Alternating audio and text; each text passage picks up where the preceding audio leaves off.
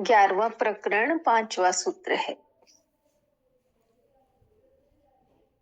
इस संसार में चिंता से दुख उत्पन्न होता है, अन्यथा नहीं।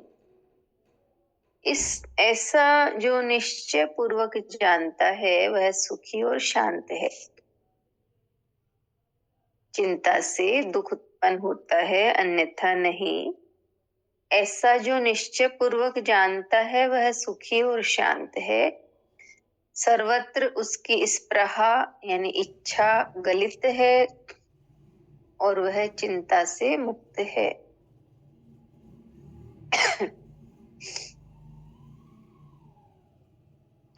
इस क्रम में अष्टावक्र कहते हैं कि जहाँ अहंकार है वहीं कर्ता भाव है,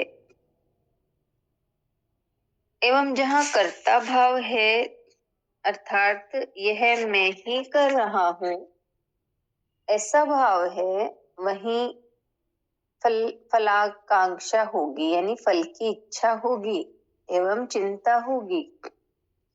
और जहाँ चिंता है वहीं दुख है। ज्ञानी ही ऐसा मानता है कि मैं करता नहीं हूँ, निमित्त मात्र हूँ। सभी कर्म ईश्वर के ही कर्म है। उसी के आदेश एवं प्रेरणा से मैं कर्म कर रहा हूँ। वाहन मात्र हूँ, बांसुरी मात्र हूँ, बजाने वाला वही है, स्वर उसी के हैं, ऐसा मानकर कर्म करने वाला निर्भर होकर चिंता मुक्त होकर जीता है। ऐसा व्यक्ति ही सुखी और शांत है। इस भावना से उसकी इच्छाएं सर्वत्र गलित हो जाती हैं। वह अपनी इच्छा से नहीं, परमात्मा की इच्छा मानकर कर्म करता है, अतः वह चिंता मुक्त रहता है। जिस प्रकार छोटा बच्चा अपने पिता की अंगुली पकड़कर निश्चिंत हो जाता है, उसी प्रकार मनुष्य परमात्मा का सहारा लेकर निश्चिंत जीता है, जिससे वह अनेक प्रकार की मानसिक उलझनों से मुक्त रहता है। जो ईश्वर की सत्ता में ही विश्वास नहीं रखते, उनका जीवन अनेक प्रकार की कुंठाओं से ग्रस्त रहता है। यह मानसिक संतुलन को बनाए रखने के लिए ईश्वर की ऐसी धारणा अत्यंत महत्वपूर्ण है।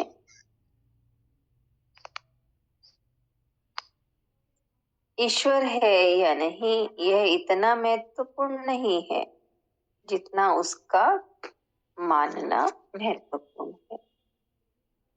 इतना ही है। यही बताया है कि चिंता से दुख उत्पन्न होता है, अन्यथा नहीं।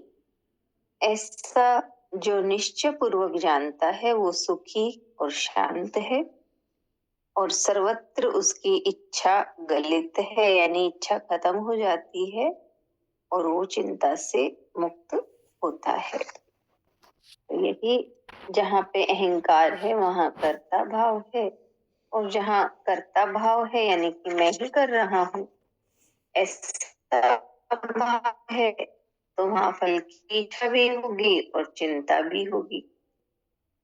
और जहाँ चिंता है वहीं दुख है। इस ज्ञानी ही ऐसा मानते हैं, मैं करता ही हूँ, निमित्त मात्र हूँ, ईश्वर ही करता है। वो तो केवल अपने आप को एक बांसुरी मात्र, एक वाहन मात्र ही समझकर जीवन जीता है, इसीलिए वो शांत और आनंद में रहता है।